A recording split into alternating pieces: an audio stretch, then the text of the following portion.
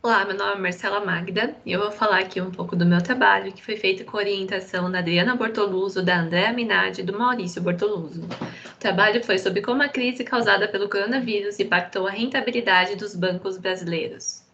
Eu vou começar falando sobre o coronavírus. Teve início com casos de pneumonia de causa desconhecida na cidade de Wuhan, segundo o um estudo feito por Velascos em 2020. Em março de 2020, foi declarada uma epidemia global pela World Health Organization. Falando um pouco dos impactos dessa pandemia, ela afetou o estilo de vida das comunidades, o funcionamento de quase todos os setores da economia, desafiou os governos, desafiou o setor de saúde das nações atingidas. Agora, falando um pouco do papel dos bancos, que é o foco desse estudo, essas instituições desempenham papéis importantes na economia, como a gestão de risco, o processamento de informações de demandantes de crédito, a transformação de ativos, prestação de serviços de pagamento, monitoramento da aplicação de recursos ofertados.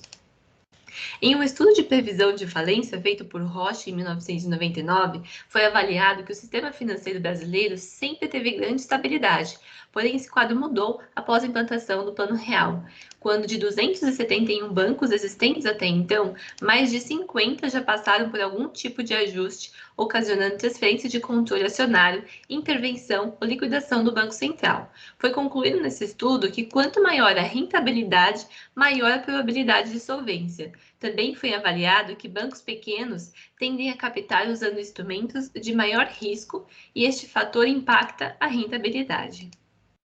Também foram levantados artigos com estudos de crises anteriores, como a Grande Depressão, em 1930, a crise de dívidas da América Latina, em 1980, a crise financeira asiática, em 1997, a crise financeira global, em 1918. Porém, foi observado que ainda há poucos estudos para essa crise que estamos vivendo.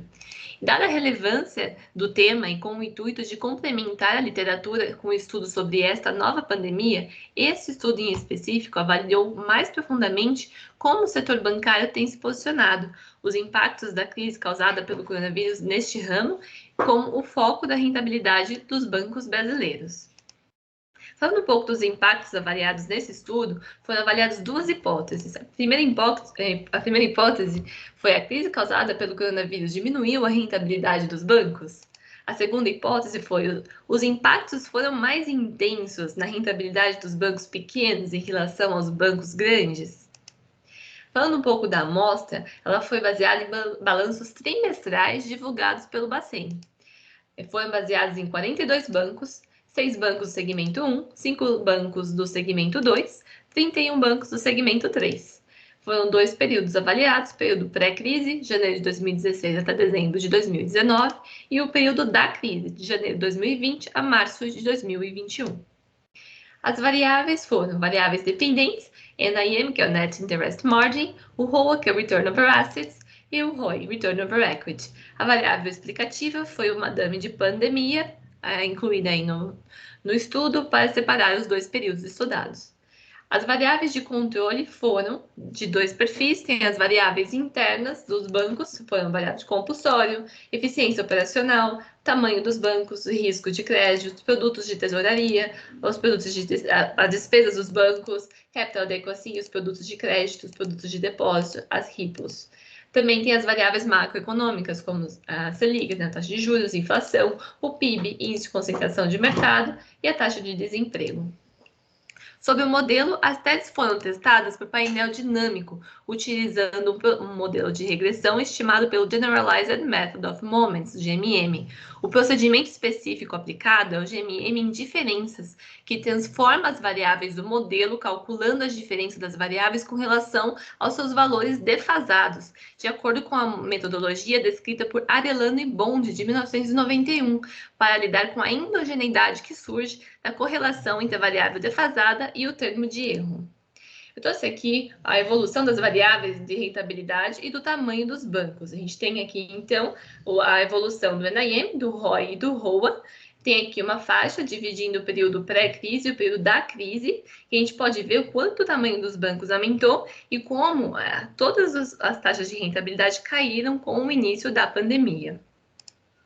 Aqui eu trouxe a descrição das principais variáveis avaliadas nos dois períodos, né? No período antes da crise e da crise. Eu quero dar um foco aqui no NIM, que a gente pode ver como a taxa média caiu com o início da pandemia e o tamanho dos bancos, como ele aumentou com o início da pandemia. Trouxe aqui a matriz de correlação, marcando aqui as correlações moderadas e fortes.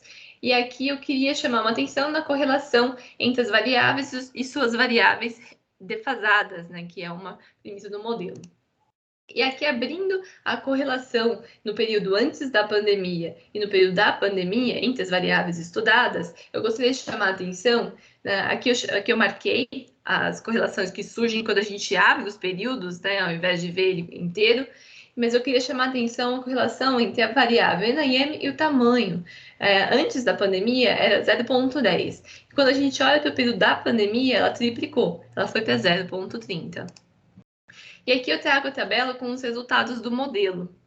E aqui a gente pode ver que o modelo aplicado na amostra para a hipótese 1 confirmou que a crise causada pelo coronavírus diminuiu a rentabilidade dos bancos para a variável NIM. Então, a gente já tem um resultado relevante para essa variável, pois observamos um coeficiente negativo para a variável DAM, que representa o período da pandemia. Já para a hipótese 2, foi verificado o oposto em relação ao previsto pela literatura, de que a crise causada pelo coronavírus impactaria de forma mais intensa a rentabilidade dos bancos pequenos do que a dos bancos grandes. Aqui eu trouxe a rentabilidade esperada com a interação da DAM de pandemia e a variável LN de tamanho. O resultado do modelo apresenta uma expectativa de crescimento do NIM dos bancos, porém com um aumento cada vez menor quanto maior for a instituição financeira, conforme demonstrado na figura. Os bancos maiores perdem mais após a pandemia em comparação aos bancos menores. Os possíveis motivos para esses resultados encontrados são altas provisões necessárias para cobrir o risco da inadimplência, altas perdas em empréstimos não recuperáveis, queda no valor das filiais, crescimento de quantidades de fintechs e migração dos clientes para os bancos menores. Então, esse aqui é um resumo do que foi o nosso estudo. Agradeço a todos aí pela atenção, pelo tempo de vocês. Muito obrigada.